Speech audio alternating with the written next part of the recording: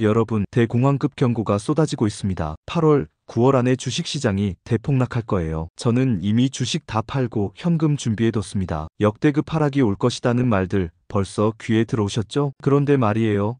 이런 말, 이번이 처음이 아닙니다. 오늘은 이 화려한 경고들이 얼마나 맞았는지, 그리고 우리가 뭘 해야 하는지 이야기해 보겠습니다.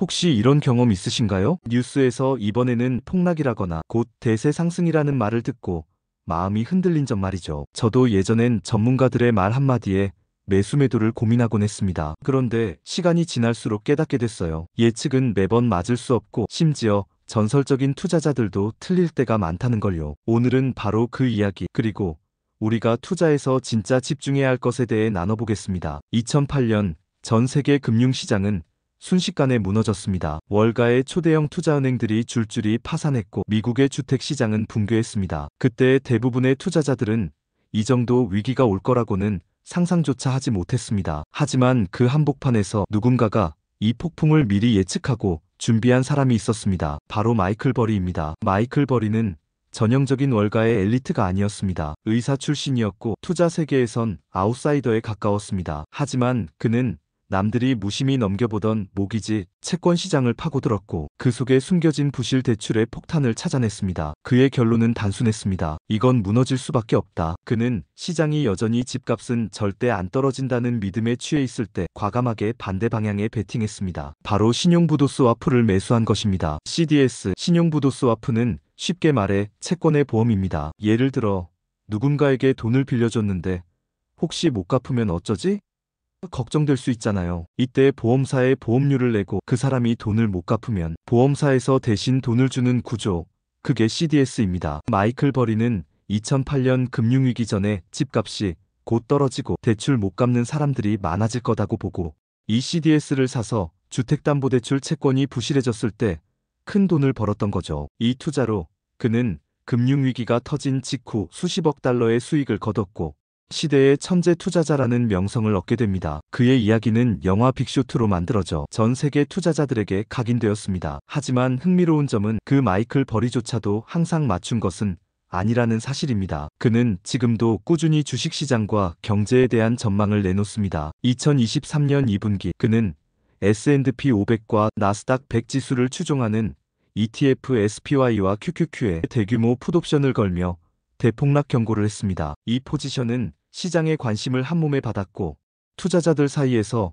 또 한 번의 빅쇼트가 오는 거 아니야? 라는 화제가 됐죠. 하지만 불과 한 분기 뒤 그 포지션은 청산되었고 결과적으로 손실을 본 것으로 나타났습니다. 이건 마이클 버리가 특별히 실력이 없어서가 아니라 미래 예측 그 자체가 본질적으로 어렵기 때문입니다. 아무리 과거에 역사적 위기를 맞춘 경험이 있더라도 그 이후에 수많은 변수 정치, 정책, 국제 정세, 기술 변화들이 시장을 예측 불가능한 방향으로 끌고 갑니다. 미국 금융산업규제기구에 따르면 2023년 미국 내 주식의 거래 대금 기준 평균 1일 거래량은 약 5,165억 달러입니다. 같은 해 1일 평균 거래 횟수는 약 7,408만 건에 이른다고 합니다. 누군가는 주식의 상승에 베팅하여 주식을 매수하고 누군가는 하락을 예측하여 주식을 매도합니다. 과연 7,408만 건에 이르는 거래의 심리가 각자 다 다른데 주가를 예측하기가 쉬울까요? 그래서 이 이야기는 중요한 메시지를 던집니다. 전망은 참고자료일 뿐 절대적인 답안지가 아니다. 앞으로 이 영상에서 우리는 마이클 버리 같은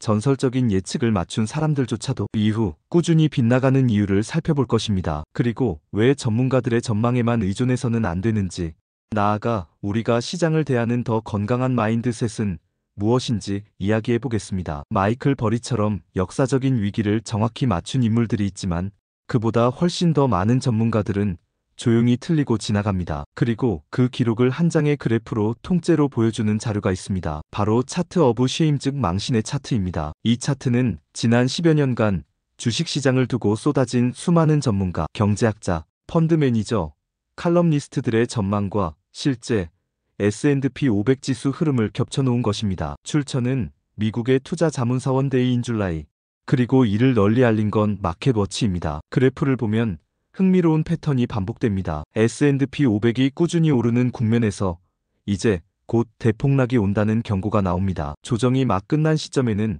더 떨어질 것이라는 비관론이 힘을 얻습니다. 그런데 실제 결과는 이런 전망들이 종종 정반대로 흘러갑니다. 예를 들어 2013년 초반 한 유명 채권운용사 대표는 연말까지 S&P 500이 20% 이상 조정받을 것이라 했지만 그해 증시는 약 30% 상승으로 마감했습니다. 2016년 브렉시트 투표 직전에는 다수의 월가 전략가들이 가결 시장기 침체를 경고했지만 시장은 단기 급락 후 몇 달 만에 사상 최고치를 경신했습니다. 그렇다면 왜 우리는 이렇게 자주 빗나가는 예측에 여전히 귀를 기울일까요? 여기에는 인간의 본성이 깊게 작용합니다. 심리학에서는 이를 네거티브 바이어스라고 부릅니다. 긍정적인 정보보다 부정적인 정보에 더 강하게 반응하고 오래 기억하는 경향입니다. 같은 강도의 좋은 소식보다 나쁜 소식이 우리의 뇌에 훨씬 더 강하게 각인되는 것이죠. 여기에 행동경제학의 손실 회피 개념이 더해집니다. 사람들은 동일한 크기의 이익보다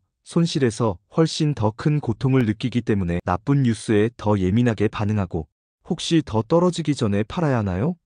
라는 생각에 매도 버튼을 누르게 됩니다. 또 하나, 우리는 가용성 휴리스틱이라는 편향의 영향을 받습니다. 쉽게 떠오르는 정보에 과도하게 의존하는 성향인데 미디어는 시청률과 클릭을 위해 자극적인 하락위기 뉴스를 더 많이 다룹니다. 결과적으로 우리는 실제보다 더 부정적인 시장 환경을 상상하게 됩니다. 이 심리적 편향들이 결합하면 투자자들은 종종 아직 오를 시장에서 일찍 떠나거나 시장에 아예 참여하지 않는 선택을 하게 됩니다. 그리고 이는 장기적으로 가장 큰 손실로 이어집니다. 왜냐하면 시장에서 멀어질수록 결국 상승 구간의 수익률을 놓치게 되기 때문입니다. 이제 우리는 전문가의 말이 자주 빗나간다는 사실뿐 아니라 우리 자신도 부정적인 정보에 더 끌려서 잘못된 결정을 내리는 본능을 갖고 있다는 걸 알게 됐습니다. 이런 예측 실패가 과거의 이야기가 아니라는 것을 보여드리겠습니다. 바로 이번 2025년 2분기 실적 시즌에서 불과 몇 분 뒤 주가조차 맞히지 못한 사례들입니다. 전문가들이 장기적인 시장 흐름을 맞추기 어려운 건 이미 여러 번 확인됐습니다. 그런데 심지어는 불과 몇 분 뒤에 주가 방향조차 예측하기 힘든 경우도 많습니다. 이번 2025년 2분기 실적 시즌이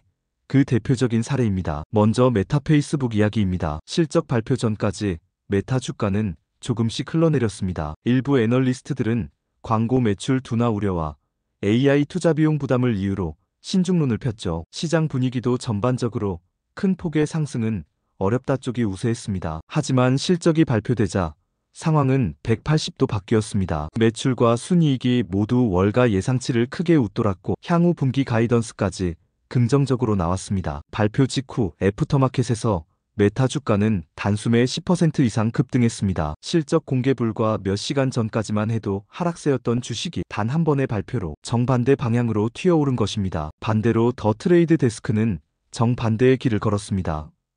발표 전까지 주가는 연일 우상향했습니다. 광고 시장 회복 기대감과 플랫폼 확장 소식이 호재로 작용하며 일부 전문가는 이번 실적은 분명히 기대 이상일 것이라고 전망했습니다. 그런데 실적이 공개되자 주가는 곤두박질쳤습니다. 매출은 예상치를 소폭 웃돌았지만 향후 성장률 전망이 시장 기대치에 미치지 못했습니다. 발표 직후 단 하루 만에 주가는 38% 이상 폭락, 사상 최대 하루 낙폭을 기록했습니다. 전날까지만 해도 확실한 상승처럼 보이던 흐름이 단 몇 분 만에 완전히 뒤집힌 셈입니다. 이 두 사례는 중요한 교훈을 줍니다. 기업 실적이라는 가장 구체적이고 객관적인 데이터조차도 시장 반응을 완벽하게 예측하긴 어렵다는 점입니다. 왜냐하면 주가에는 실적뿐 아니라 그동안 쌓인 기대감, 시장, 심리, 향후 가이던스, 심지어 경쟁사의 움직임까지 한꺼번에 반영되기 때문입니다. 결국 우리는 이렇게 짧은 시간 안에도 예측이 빗나가는 걸 보면서 한 가지 질문에 직면하게 됩니다. 이렇게 예측이 어려운 시장에서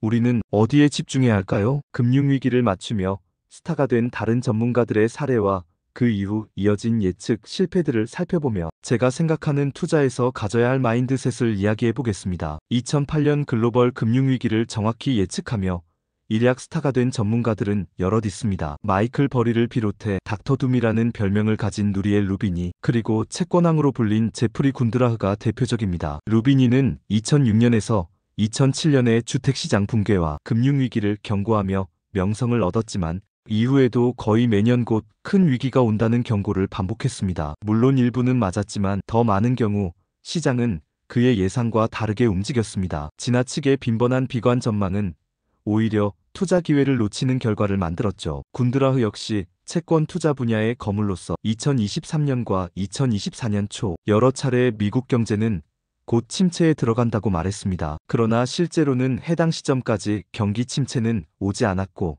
오히려 미국 증시는 사상 최고가를 경신하기도 했습니다. 이는 그가 실력이 없어서가 아니라 예측이라는 행위 자체가 본질적으로 불확실성을 안고 있기 때문입니다. 이처럼 금융위기를 맞춘 전설적인 예측가들조차 그 이후의 전망에서는 꾸준히 빗나갔습니다. 그렇다면 우리는 이 불확실한 시장에서 무엇을 믿고 투자해야 할까요? 답은 간단합니다. 내가 통제할 수 있는 것에 집중하는 것입니다. 개별 종목의 하루 단위 주가 변동이나 다음 분기의 금리 전망은 통제할 수 없습니다. 하지만 매달 일정 금액을 투자하는 습관, 다양한 자산에 분산 투자하는 원칙, 장기 보유로 복리를 극대화하는 전략은 내가 결정하고 지킬 수 있는 영역입니다. 워렌 버핏은 하락장에서 불안해하기보다 오히려 슈퍼볼 광고를 보며 여유를 가질 수 있는 마음가짐을 강조했습니다. 이는 단순한 비유가 아니라 시장 변동성 속에서 심리적 평정심을 유지하는 법을 말하는 것입니다. 시장이 요동칠 때마다 방향을 바꾸는 대신 나의 투자 루틴을 지키는 것. 이것이 장기적으로 시장에서 살아남고 성공하는